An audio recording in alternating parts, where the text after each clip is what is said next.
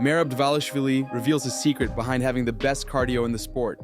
In a conversation with Anik Florian, who coaches Sean Strickland and many other top fighters in the UFC, a topic came up that often gets mentioned in any long-form podcast or interview that Merab is involved in. Of course, it's endurance and stamina.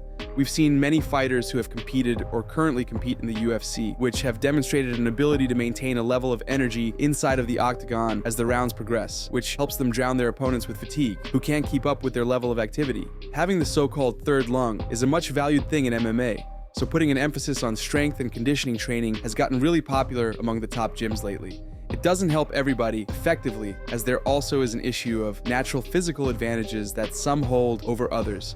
Merab is the best example of cardio getting weaponized in MMA, and he has perhaps the most impressive fighting pace in the whole sport. He discusses this with Anik Florian, who offers his analysis on Merab's unmatched ability to outlast his opponents. I don't do like what I want to say. I don't do like a special like cardio training. I just do real training. You know what you do? You wrestle and grapple a lot. Yes, You do exactly what you fucking do in a fight. Yes. And you do it in repetition over and over and over again. I see him do it. Yeah. I see him go with Patchy. I see him go with some of the best guys in the world. And to your credit, bro, it's your mindset from what I see. He doesn't rest in bad positions. We call them pit stops. He'll get in a good position, find his place to rest when he's able to. But until then, it's a fucking cat and a dog just doing this the whole time. And then he's, okay, I'm in a good spot. Whew, breathe, take your time, rest. Like, you do a very good job of your pit stops. You're right, 100% right. Yeah, exactly. Yeah. Dricus du Plessis is already sizing up Khamzat Chimaev, and he can't hide excitement about fighting the Chechen prospect, who will offer him not only a fresh matchup and a more challenging fighting style, but more eyeballs and validation from fans if he's able to beat him. First, a rematch with Strickland would have to be successful for the South African, but he seems to be so confident in beating Sean again that he has no problem speaking about a matchup with Khamzat and looking forward to it. Looking past opponents is kind of a taboo among fighters in MMA, and most of them avoid it, not in the least because of their desire not to end up looking foolish if the next fight doesn't go their way. But Dricus doesn't care about all of this, and has no problem discussing a matchup with Khamzat Chimaev down the line. The middleweight champion spoke about what makes the prospect of Chimaev fight interesting to him when asked about fighting him after the rematch with Strickland. You can't get more dominant in the octagon. A guy like Robert Whittaker, who's only lost to two people before, and that's Adesanya and myself. First round submission victory. I don't know what more Khamzat had to do to prove that he deserved that shot. The one thing is with Khamzat, he fought once in 2 years. Okay. He's very inactive. Okay. Now, I know he has visa issues getting into the United States, but they are sorting that out. I know he's going to be in Australia. Okay. So that was a possibility, and that's what I wanted. I just, Khamzat has so much hype right now, massive following. The Russian fan base is massive, and that whole region of Eastern European fighters right now are on fire, and that whole region are such big fans of fighting. So he brings that following, that hype, and then of course he's never lost. He's 16-0, so or 14-0, one of those two. And to be the first, and it's new blood. It's new blood. Magomed Ankalaev gets dropped by Sean Strickland in sparring. The two have shared gyms together many times over the last couple of years, and even became sparring partners during a period when both of them frequently visited the UFC PI. Strickland's intense approach in training, especially when it's time to put on gloves, is somewhat of an infamous thing at this point. There are countless of videos of him either beating up a troll who messaged him on social media, challenging the former champion to box, or getting into brawls with teammates during what was supposed to be a light sparring session, or him slapping a jiu-jitsu player when he pulled on his shoulder a bit too hard. Anyway, fans have been accustomed to these types of antics from Sean, but from time to time, he still seems to find a way to pop up in the headlines with something new.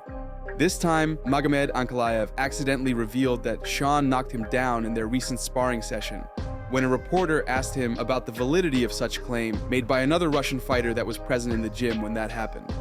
Magomed is next in line for Alex Pereira for the light heavyweight belt. He's on a 13-fight unbeaten streak and is physically much more formidable, so when someone makes a claim that Strickland, who is currently preparing for a title rematch with Dricus du Plessis, knocks down a light heavyweight title contender, it spreads quickly.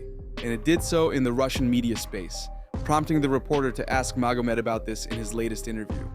Speaking with RB Sports, Ankalaev didn't deny that this happened, The reporter asked, quote, "So did he really drop you? And weren't you wearing headgear?" End quote.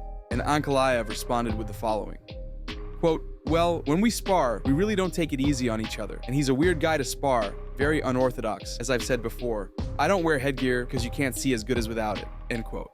The reporter then asked Ankalaev an unrelated question to this topic, but it was this response by Magomed that made many people perceive it as confirmation of the knockdown. And the rematch with Dricus just got even more interesting.